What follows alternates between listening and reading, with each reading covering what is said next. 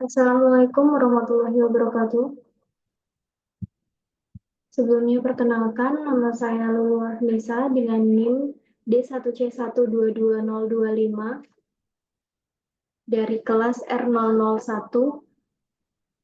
Izin untuk mempresentasikan hasil ujian saya di mata kuliah Teknologi Pengolahan Tanaman Palma dengan dosen pengampu yaitu Ibu Yarnisa STP MSI.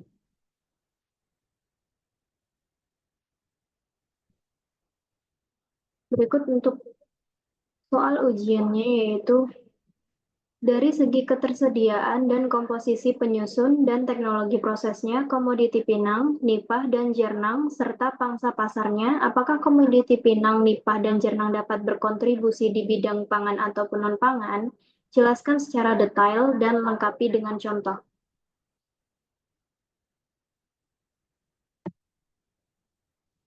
Untuk yang pertama itu pinang. Pinang atau Areca catechu adalah tanaman palma yang termasuk dalam famili Areca Selesai dan tumbuh di daerah tropis Asia Pasifik dan Afrika bagian timur. Tanaman ini memiliki batang lurus, tinggi antara 15 sampai 30 meter dan menghasilkan buah yang sering digunakan dalam tradisi menyirih. Pinang memiliki banyak manfaat, termasuk sebagai bahan obat, kosmetik, dan industri. Kandungan nutrisi dalam biji pinang meliputi tanin, lemak, dan protein yang memberikan efek kesehatan seperti menjaga kesehatan mulut dan menurunkan tekanan. Kemudian untuk kontribusi pinang dalam bidang pangan, khususnya varietas betara memiliki kontribusi penting di bidang pangan. Buah pinang dapat diolah menjadi berbagai produk, seperti permen atau biji permen kering yang dapat dijadikan permen yang populer di kalangan masyarakat. Makanan ringan, pinang sering digunakan dalam pembuatan makanan ringan yang diminati terutama di kalangan urban. Kemudian sebagai bahan baku pembuat kopi. Pinang juga dapat dimanfaatkan sebagai bahan baku alternatif dalam industri kopi dengan diversifikasi produk ini. Pinang tidak hanya memenuhi kebutuhan pangan lokal, tapi juga berpotensi meningkatkan ekspor dan nilai ekonomi. Lanjut untuk pinang di non-pangan. Pinang memiliki kontribusi signifikan di bidang non-pangan, antara lain kosmetik. Biji pinang digunakan sebagai bahan dalam produk kosmetik untuk mengencangkan kulit dan menghilangkan sel-sel kulit mati. Kemudian untuk obat tradisional, pinang juga berfungsi dalam pengobatan tradisional untuk mengatasi berbagai masalah kesehatan seperti misalnya disentri dan diare. Kemudian pinang juga sebagai pewarna alami. Biji pinang dapat dimanfaatkan sebagai pewarna alami untuk kain dan kapas, kemudian untuk bahan bangunan. Batang pinang dimanfaatkan untuk berbagai keperluan konstruksi, seperti talang air dan pagar. Lanjut untuk pinang, dari segi teknologi proses tuh memungkinkan untuk apa sih? Nah, pengolahan modern memungkinkan ekstraksi pinang menjadi komponen yang bioaktif, yaitu teknologi pengeringan dan penggilingan untuk produksi tepung, kemudian teknologi ekstraksi untuk menghasilkan tanin dan pewarna.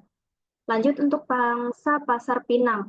Pangsa pasar pinang ini meliputi beberapa wilayah utama, di antara lain ada Asia Selatan, India, Bangladesh, kemudian negara utama lainnya dengan permintaan tinggi untuk pinang. Kemudian ada Timur Tengah seperti Arab Saudi, Mesir, juga menjadi pasar penting bagi ekspor pinang Indonesia. Ada juga di Asia Tenggara seperti Thailand, Myanmar, dan Vietnam merupakan negara lain yang mengimpor pinang dalam jumlah signifikan. Sekitar 90% nilai ekspor pinang Indonesia berasal dari 5 negara tersebut, menunjukkan konsentrasi pasar yang kuat di wilayah ini. Lanjut untuk contoh produk inovatif dari pinang. Kopi dan teh pinang. Produk minuman ini memanfaatkan biji pinang yang diolah menjadi kopi dan teh, menawarkan alternatif sehat dan unik. Kemudian dijadikan wadah makanan ramah lingkungan. Produk dari pelepah pinang yang diolah menjadi kemasan biodegradable menggantikan styrofoam. Produk ini anti air dan dapat digunakan dalam microwave, serta terurai dalam tanah dalam waktu 60 hari. Kemudian, pinang juga dijadikan sebagai peralatan makanan, seperti piring, kontainer makanan yang merupakan alternatif ramah lingkungan lainnya yang tidak mengandung bahan kimia sehingga tidak membahayakan kesehatan manusia. Kemudian, pinang juga dapat dijadikan sebagai kain dan kerajinan tangan. Serat dari pinang dapat diolah menjadi kain atau produk kerajinan tangan yang bernilai jual tinggi. Untuk karena itu, pinang sangat mendukung industri kreatif lokal. Kemudian untuk pembahasan selanjutnya itu ada nipah. Nipah atau Nipah fruticane adalah jenis tanaman palma yang tumbuh di daerah hutan mangrove dan pesisir, terutama di lingkungan berair payau. Menurut para ahli, nipah memiliki karakteristik unik, seperti batang yang terendam di lumpur dan daun majemuk yang dapat mencapai panjang hingga 7 meter. Tanaman ini dikenal karena kemampuannya yang bisa tumbuh subur di tanah yang kaya akan bahan organik dan sering membentuk komunitas vegetasi tersendiri di sepanjang sungai dan muara. Semua bagian tanaman nipah dapat dimanfaatkan, termasuk daunnya untuk atap rumah dan nira yang dapat disadap untuk dijadikan gula aren. Kontribusi nipah di bidang pangan itu untuk apa sih? Nah, nipah fruticane memberikan kontribusi penting di bidang pangan maupun non-pangan. Seperti contohnya di bidang pangan itu diversifikasikan, nipah dapat diolah menjadi berbagai produk pangan seperti dodol, selai, setup buah, permen jeli, tepung nipah yang kaya akan serat. Kemudian nira nipah juga bisa digunakan sebagai bahan pembuat gula aren yang bernilai ekonomis tinggi tentunya. Kemudian untuk sumber energi, sumber nutrisi, buah nipah kaya akan gula, serat, dan mineral. Mineral yang tergandung dalam nipah itu seperti natrium, magnesium, kalium, menjadikannya sumber pangan yang sangat bergizi. Kemudian untuk kontribusinya di bidang non-pangan sebagai berikut. Bidang non-pangan, nipah bisa dijadikan sebagai bahan bangunan. Daun nipah sering digunakan sebagai atap rumah tradisional seperti di adat Papua, kemudian memberikan solusi ramah lingkungan dan berkelanjutan. Nah, kerajinan tangan. Nipah juga bisa dijadikan kerajinan tangan. Serat dari nipah dapat diolah menjadi sapu lidi maupun produk kerajinan lainnya. Nipah juga merupakan energi terbarukan. Nira nipah dapat digunakan sebagai bahan baku untuk menjadi bioenergi. Next, itu ada nipah di bidang teknologi proses. Nah, nipah di bidang teknologi proses ini seperti contohnya teknologi fermentasi untuk produksi bioetanol, teknologi pengolahan nira menjadi gula, teknologi pengawetan untuk produk pangan. Lanjut untuk pangsa pasar nipah. Pangsa pasar nipah ini cukup luas. Ada di beberapa wilayah utama seperti Asia Tenggara, negara-negara seperti Indonesia, Malaysia, Filipina merupakan penghasil utama nipah dengan pemanfaatan yang luas dalam produk pangan dan non-pangan. Kemudian ada Korea Selatan. Ekspor produk teh nipah dari Indonesia ke Korea Selatan itu menunjukkan adanya permintaan yang meningkat di pasar internasional. Ada juga di Bangladesh dan India, meskipun lebih dikenal sebagai wabah virus nipah, kedua negara ini juga memiliki potensi dalam memanfaatkan nipah untuk berbagai produk. Lanjut untuk pasar nipah terus berkembang, terutama dalam produk pangan dan kerajinan, dengan peluang ekspansi ke negara-negara lain di Asia dan Eropa. Untuk contoh produk inovatif dari nipah itu seperti contohnya minuman energi berbasis nira nipah yang tadinya bisa dijadikan sebagai gula aren, kemudian gula nipah organik untuk ekspor. Lalu ada bioetanol untuk bahan bakar ramah lingkungan. Kemudian yang terakhir itu ada jernang.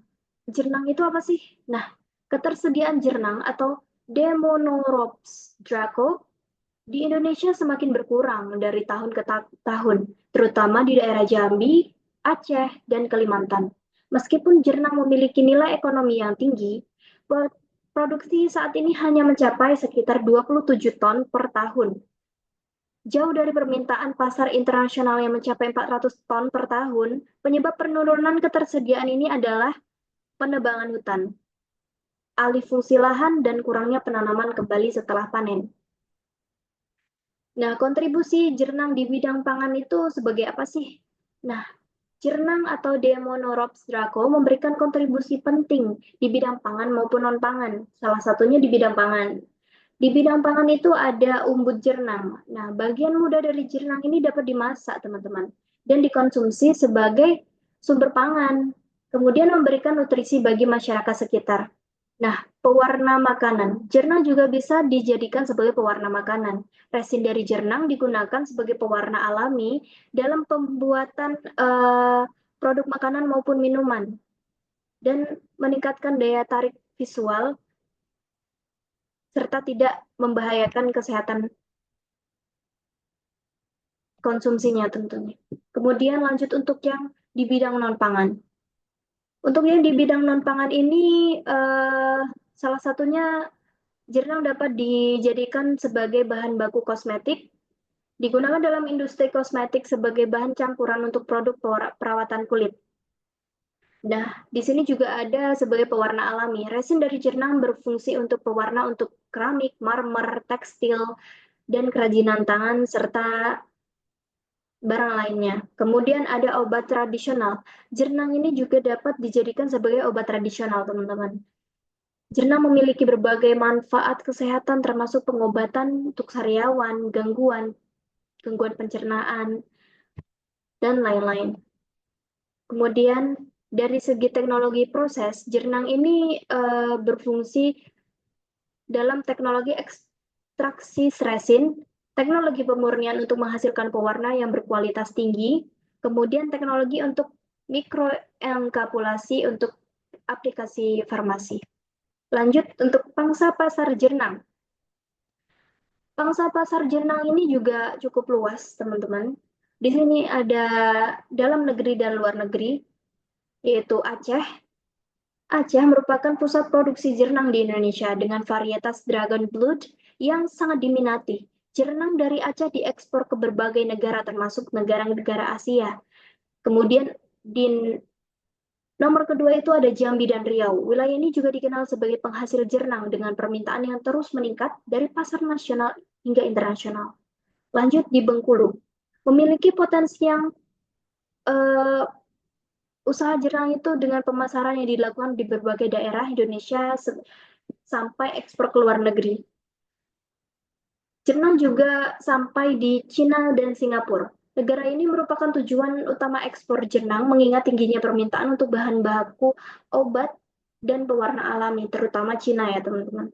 Kemudian dengan permintaan global yang terus meningkat, pangsa pasar jernang menunjukkan potensi pertumbuhan yang signifikan.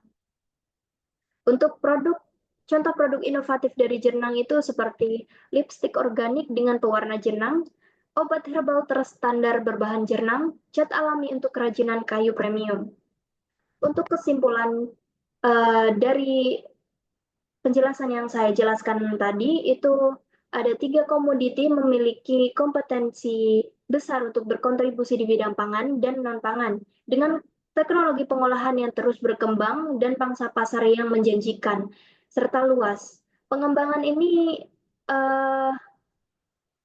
dapat dilakukan lebih lanjut dalam hal teknologi pengolahan dan diversifikasikan produk dalam meningkatkan nilai ekonomis dari ketiga komoditi tersebut. Baiklah, cukup sekian presentasi dari saya. Di sini saya ada sedikit pantun teman-teman. Jalan-jalan ke bandara, tidak lupa membeli makanan. Demikian presentasi saya. Jika ada yang salah, mohon dimaafkan. Saya akhiri, wabillahi taufiq wal hidayah. Wassalamualaikum warahmatullahi wabarakatuh.